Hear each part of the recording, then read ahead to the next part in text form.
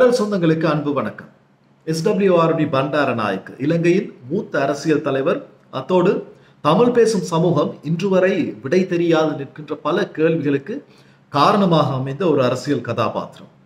இவருடைய ஆரம்ப கால வாழ்வு, இவருடைய அரசியல் என்ட்ரி, இவரால் கொண்டு வரப்பட்ட சட்டம் தமிழ் பேசும் சமூகத்தை எந்த அளவு பாதித்தது என்பதை பற்றி இந்த காணொலியில் பேசலாம். விடயத்துக்குள் போவதற்கு முன்னர் ஒரு தாழ்மையான விண்ணப்பம். நான் பேசுகின்ற விஷயங்கள், நான் உங்களோடு பகிர்ந்து கொள்கிற விஷயங்கள் சமூகத்தில் ஒருத்தருக்காவது நன்மை பயக்கும் என நீங்கள் கருதினால் என்னுடைய சேனலை ஆதரியுங்கள். வீடியோ லைக் பண்ணுங்க, சேனல் சப்ஸ்கிரைப் பண்ணுங்க, உங்களோட ஃப்ரெண்ட்ஸோட என்னுடைய காணொலிகளை ஷேர் பண்ணிக்கொள்ளுங்க. ஏனென்றால் ஒவ்வொரு லைக்ஸும் ஒவ்வொரு சப்ஸ்கிரைப் அக்கௌண்ட்டும் எனக்கு பேரானந்தத்தை கொண்டு தரும். என்னுடைய இந்த தேடல் தொடர்ந்து முன்னோக்கி செல்வதற்கு ஒரு உந்து சக்தியாக அமையும். Okay, SWRD Bandaranaike, the silver bell of Asia, ஆசியாவின் வெள்ளி மணி அல்லது ஆசியாவின் ரிதி சீனுவ என்ற ஒரு அடைமொழியோடு அழைக்கப்படும் அளவுக்கு பேச்சாற்றலையும் வாத திறனும் கொண்ட ஒரு இலங்கை மூத்த அரசியல்வாதி. Solomon West Ridgeway Dias Bandaranaike என்பதுதான் இவருடைய முழு பேர். பிறப்பில் ஆங்கிலிகன் கிறிஸ்தவரான இவர் 1899 ஜனவரி மாதம் 8ஆம் தேதி சொலமன் டயஸ் பண்டாரநாயக்க டெய்சி எஸ்லின் ஒபேசேக்கர என்ற தம்பதிக்கு மகனாக பிறக்கின்றார். இந்த சொலமன் டயஸ் பண்டாரநாயக்க என்கின்ற, அதாவது நாங்கள் பார்க்கின்ற SWRD பண்டாரநாயக்க அவர்களின் தந்தையார் ஆங்கிலேயர் ஆட்சி காலத்தில் மகா முதலியார் என்ற உயர் பதவியை வகித்த ஒருவர். அதனால் அரசியல் பின்புலமும் அந்த செல்வந்த ஒரு குடும்பத்தை சார்ந்த ஒரு பின்னணி இவருக்கு இயல்பாகவே அமைந்தது. சொலமன் டயஸ் பண்டாரநாயக்கவை பொறுத்தவரையில் இன்னொரு சாராரின் கருத்து இருக்கின்றது. இவரது, அதாவது அவருடைய தந்தையார் SWRD பண்டாரநாயக்க அவர்களது பாட்டனார் இந்திய வம்சாவளியைச் சேர்ந்தவர். கண்டியில் வந்து குடியேறியவர். நீலப்பெருமாள் பண்டாரம் என்பவருடைய தொடர்பில் அங்கு இருந்தவர். அதற்கு பின்னர் அந்த பண்டாரம் என்பது தான் பண்டாரநாயக்கா என மருவியது என கூறுவோரும் உண்டு. அதற்கு பிறகு போர்த்துகேயரின் காலத்தில் கிறிஸ்தவத்தை தழுவி பின்னாட்களில் ஆங்கிலேயர்களின் காலத்தில் ஆங்கிலிகன் கிறிஸ்தவராக மாறி ஆட்சியாளர்களோடு ஒரு நெருங்கிய தொடர்பை பேணி வந்த ஒரு குடும்பமாக இவர்களை பார்க்கக்கூடியதாக இருக்கின்றது. அத்தனகல்ல ஹொரகொல்ல வலவ என்பது இலங்கையில் பிரசித்தி பெற்ற ஒரு இடம். தொடர்ந்து அவர்களது குடும்ப வாரிசு அரசியலை இலங்கை பாராளுமன்றத்திற்கு தந்த ஒரு இடம்தான் அத்தனகல்ல ஹொரகொல்ல வலவ எனப்படுவது. ஓகே, SWRD பண்டாரநாயக்க அவர்கள் ஆரம்ப கல்வியை வீட்டில் தான் பெறுகின்றார். 15 வயதில் சென்ட் தாமஸ் கல்கிச சென்ட் தாமஸ் பாடசாலையில் இணைந்து கொள்கின்றார். பின்னர் உயர் படிப்பிற்காக இங்கிலாந்தின் ஆக்ஸ்போர்ட் கல்லூரி மற்றும் கிரைஸ்ட் சர்ச் கல்லூரிகளில் பல்கலைக்கழகங்களில் இணைந்து மெய்யியல், அரசியல் மற்றும் வணிகம் துறைகளில், அதாவது பிலாசபி, பொலிட்டிக்கல் அண்ட் எக்கனாமிக் துறையில் பட்டதாரியாக 1923 வெளியேறுகின்றார். பின்னர் 1926 இலங்கைக்கு வருகின்றார். இலங்கைக்கு வந்து ஒரு சட்டத்தரணியாக தன்னை பிரகடனப்படுத்திக் கொள்கின்றார். பின்னர் 1926ஆம் ஆண்டு சிலோன் நேஷனல் காங்கிரஸ், அதாவது இந்த கட்சியின் ஸ்தாபகர் இலங்கையின் பெருமானார் பொன்னம்பலம் அருணாச்சலம் அவர்களது கட்சியில் தான் இவர் ஆரம்பத்தில் இணைந்து கொள்கின்றார். பொன்னம்பலம் அருணாச்சலத்தை பற்றி விரிவாக ஒரு தனி காணொலியில் பேசலாம். நிறைய விஷயங்கள் இருக்கு அவரை பற்றி பேச. 1926ஆம் ஆண்டு சிலோன் நேஷனல் காங்கிரஸ் சார்பாக கொழும்பு மாநகர சபைக்கு தெரிவாகின்றார்.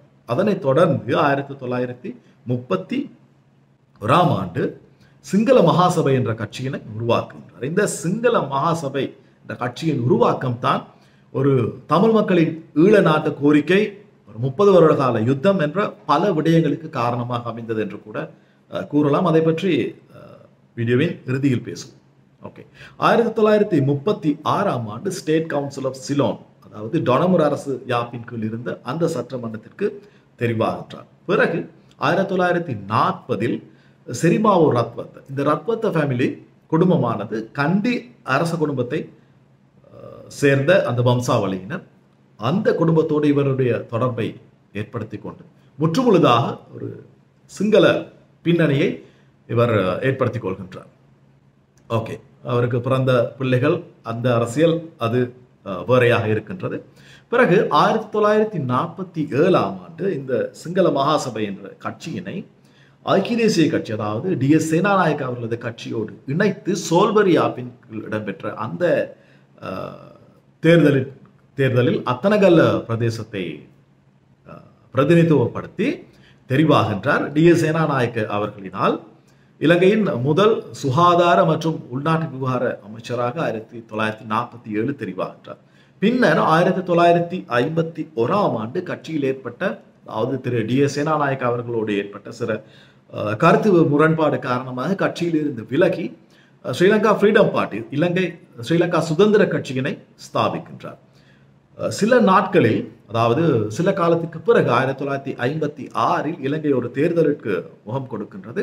அந்த தேர்தலுக்கு திரு பிலிப் குணவர்தன, திரு விஜயானந்த தஹநாயக்க, திரு இரியகொல்ல ஆகிய நபர்களோடு, அதாவது சிறு சிறு கட்சிகளோடு கூட்டு சேர்ந்து மகாஜன எக்ஸப் பெரமுன என்ற ஒரு கூட்டு கட்சியினை உருவாக்கி அந்த தேர்தலில் வெற்றியும் கண்டு இலங்கையின் 4வது பிரதமராக பதவியேற்கின்றார்.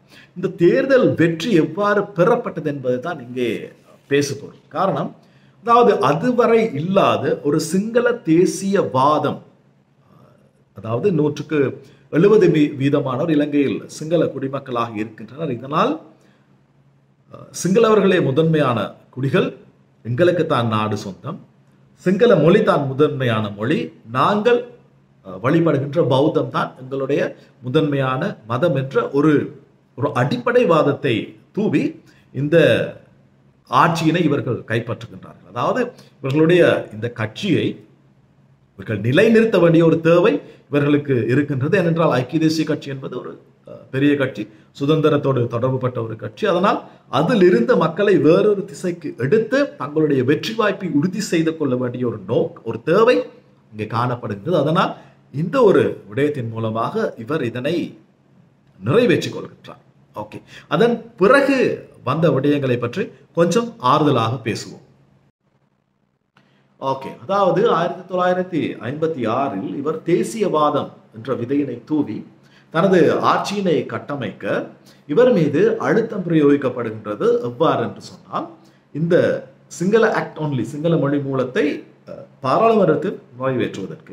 இதற்கு முன்னரே ஒரு சில தடவைகள் இந்த கோரிக்கை விடுக்கப்பட்டுள்ளது. எப்போது என்று சொன்னால் 1933 திரு NM பெரேராவினாலும், அதாவது தமிழ் பிரதேசத்தில் தமிழ் மொழி மூல போலீஸ் பதிவுகளும், சிங்கள பிரதேசத்தில் சிங்கள மொழி மூல பதிவுகளும் என்ற அடிப்படையில் இவர் அவரது கருத்தினை, அவரது கோரிக்கையினை முன்வைத்திருந்தார். பின்னாளில் 1944 திரு JR ஜெயவர்தனா முழுமையாக ஆங்கில மொழிக்கு பதிலாக சிங்கள மொழி இருக்க வேண்டும் என்ற ஒரு தனது கோரிக்கையினை முன்வைத்திருந்தார்.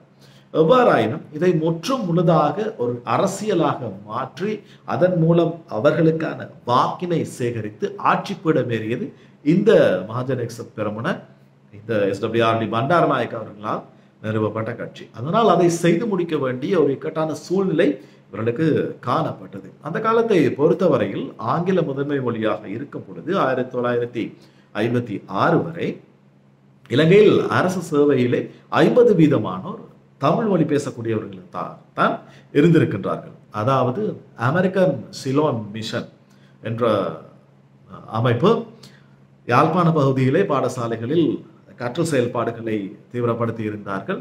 அதன் மூலமாக கற்ற தமிழர்கள் தான் இலங்கை முழுவதும் பணிபுரிந்தார்கள்.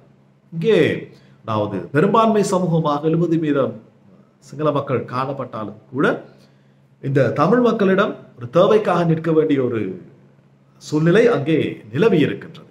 ஒருவேளை இது கூட காரணமாக இருக்கலாம். இந்த ஆங்கிலத்தை இல்லாமல் பண்ணி சிங்களத்தை கொணர்வதன் மூலமாக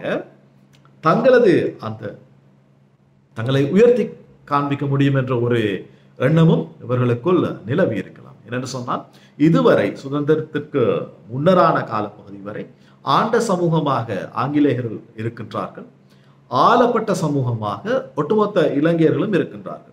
இப்பொழுது சுதந்திரத்திற்கு பின்னர் அங்கே ஒரு எண்ணம் தலை தோங்குகின்றது. நாங்கள் தான் 70% இருக்கின்றோம், சோ ஆள்கின்ற சமூகமாக நாங்கள் இருக்க வேண்டும், ஆளப்படும் சமூகமாக எங்களுடைய சிறுபான்மையினம் இருக்க வேண்டும் என்ற ஒரு, அதாவது ஆழ்மனதின் நிலைப்பாடு அவர்களுக்குள்ளே நிலவி இருக்கலாம். ஏனென்றால் எல்லோருக்கும் அந்த இருண்ட பக்கம் என்ற ஒரு விடயம் இருக்கின்றது. இதுவரை எங்களுடைய அரசியல்வாதிகள் அந்த இருண்ட பக்கத்தின் மேல் தான் அவர்களது அந்த ஆட்சி கட்டமைப்பை வைத்திருக்கின்றார்கள். எது எவ்வாறாயினும் 1956 ஜூலை மாதம் 7ஆம் தேதி ஐக்கிய தேசிய கட்சியின் பூரண ஆதரவுடன் இந்த சிங்கள மொழி மூல சட்டம் நிறைவேற்றப்படுகின்றது. இதற்கு எதிராக தமிழ் தரப்பு அரசியல் பிரதிநிதிகள் வெளிநடப்பு செய்து உண்ணாவிரத போராட்டத்தில் ஈடுபடுகின்றார்கள். அதனை எதிர்த்து மக்கள் பிக்கு முன்னணி என்ற ஒரு அமைப்பு, நினைக்கின்றேன் தற்போதுள்ள அதே காவியுடை கும்பல் தான், அதை எதிர்த்து கலகம் புரிகின்றார்கள். கல்லோயா அபிவிருத்தி திட்டத்தில் வேலை செய்து கொண்டிருந்த சுமார் 150 தமிழ் மக்கள் கொல்லப்படுகின்றார்கள். நாங்கள் தேவைப்படுமாயின் கல்லோயா அந்த கலவரத்தினை தனியொரு வீடியோவாக பேசலாம். பின்னர் எவ்வாறு ஒரு குழப்பமான சூழ்நிலை காணப்படுகின்றது, பல அரசியல் தலைவர்கள் கூறுகின்றார்கள் இது நாட்டின் சமத்துவத்திற்கு பங்கம் விளைவிக்கக்கூடிய ஒரு சட்ட மூலம், அதனால் இந்த சட்ட மூலத்தில் திருத்தம் வேண்டும் என பலருடைய கோரிக்கைகளும் முன்வைக்கப்படுகின்றது. அதன் காரணமாக தந்தை செல்வநாயகத்துடன் இவர் 1957 ஒரு புரிந்துணர்வு ஒப்பந்தம் கைச்சாத்திடப்படுகின்றது. இருந்தாலும் இதுவும் மீண்டும் குழப்ப நிலைக்கு தள்ளப்படுகின்றது. 1958 மேலும் கலவரம் வெடிக்கின்றது. என்னுடைய ஒரு காணொளி இருக்கின்றது, கீழே இணைப்பினை தந்துள்ளேன், நீங்கள் பார்த்து பயனடையலாம். 1958 கலவரம் இவ்வாறு இது சென்று கொண்டிருக்க 1959 செப்டம்பர் மாதம் 25ஆம் தேதி தல்துவே சோமராமன என்ற ஒரு பௌத்த பிக்குவினால் துப்பாக்கியால் சுடப்பட்டு 26ஆம் தேதி SWRD பண்டாரநாயக்க அவர்கள் மரணம் அடைகின்றார். அதாவது இங்கே இதுவரை அரசியல் விஷயங்களை பேசும் பொழுது நிச்சயமாக எல்லோருக்கும் இருக்கின்றது தங்களுடைய ஆட்சியினை எவ்வாறு தக்க வைத்துக் கொள்வது என்ற ஒரு அரசியல் தான் இலங்கையிலே இடம்பெற்று வருகின்றது. அதற்கு பகடக்காய்களாக இந்த பெரும்பான்மை இனமும் அதில் பாதிக்கப்படுகின்ற இனமாக சிறுபான்மை தமிழ் பேசும் சமூகமும் இருந்து வருகின்றது. தொடர்ந்து பேசலாம்.